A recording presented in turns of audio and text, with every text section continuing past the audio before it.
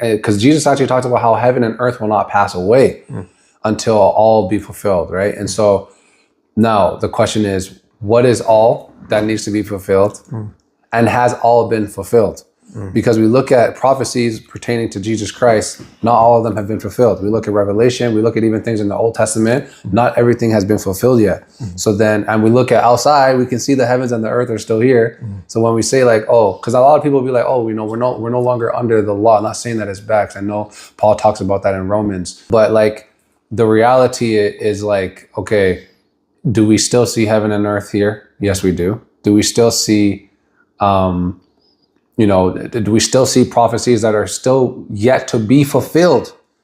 The answer is yes. So then my argument is this, and it's not necessarily an argument, but it's just a point. Can we really say that the law, because like when people say we're no longer under the law, we're under grace, are we saying that the law is no more, that we don't obey the law, that we don't strive to fulfill or the obligations of the law? Or that, now that we're under grace, was it that these people were not under grace in the Old Testament? Like God didn't have grace? Did God change all of a sudden and now we have grace? You know what I'm saying? So that's kind of like where I'm coming from on like understanding what is this dynamic that we talk about? Yeah, no, that's very good. I think in that question, it's important to realize that Jesus, when he was here and he said that like he's not departing from it, he's come to fulfill it. He touches on every single one of the 10 commandments that he's here. I've got like a study Bible that has a chart and it talks about this commandment when Jesus talked about it, fulfilled, still there. And he talked about that because what the Pharisees had done is they had taken like the truth behind it and kind of made it kind of like an outward piousness where it's just kind of like a showing. But God was saying that, no, it actually starts from your intent and your heart. And he's the only person that's able to judge that. And he kind of boils it down to just 2 simple things. And as simply as you can put it, it's just love God and love your neighbors. Yes. Right. And which is the law, which is Deuteronomy and Leviticus. That's right.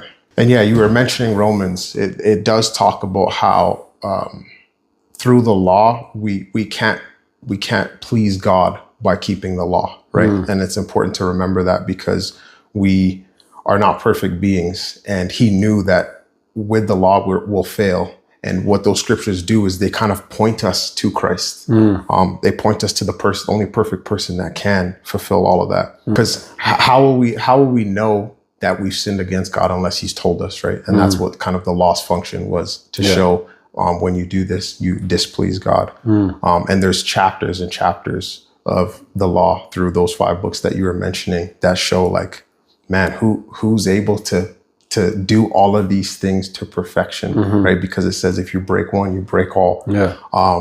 And that points us to Jesus, right? That points us to the only perfect person that was able to live out the law perfectly and thus saying forth fulfills it. And the law, it also talks about another scripture, is like a guardian. It's there until the actual lawmaker who comes. And I kind of like, as an example, I kind of view it as like you've got a babysitter babysitting some kids, right? And the parents tell the babysitter, the kids can go to bed at 11 p.m. Right? And the parents come home a little bit early. It's like 10 o'clock. And they say, hey, you guys, like, I can see it in your eyes. You're looking a little tired.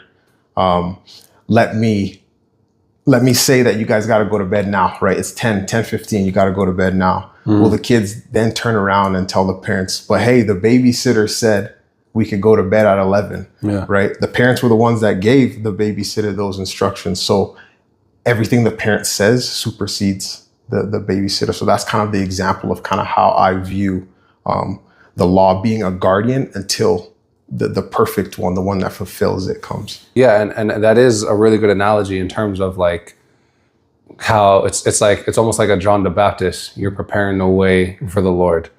And the reality is, like, we're not going to have laws unless, like, the reason why we have laws is because there's sin. So laws prevent us from sinning against God, which is offending God or disobeying God, right? Now, I would like, just to kind of bring it back to the scope of like of law and grace.